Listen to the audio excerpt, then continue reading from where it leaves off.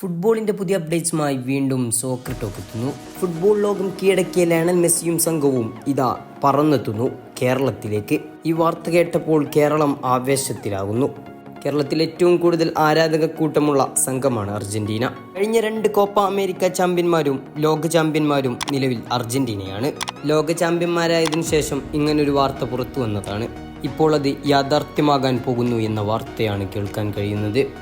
Lionel മെസ്സിയുടെ നേതൃത്വത്തിൽ Argentinian football team കേരളത്തിലെത്തുന്നു. അടുത്ത വർഷമാകും ലാറ്റിൻ അമേരിക്കൻ ടീം സംസ്ഥാനത്തെത്തുക. 2 സൗഹൃദ മത്സരങ്ങളിൽ മെസ്സിയും സംഘവും പന്ത് തട്ടും.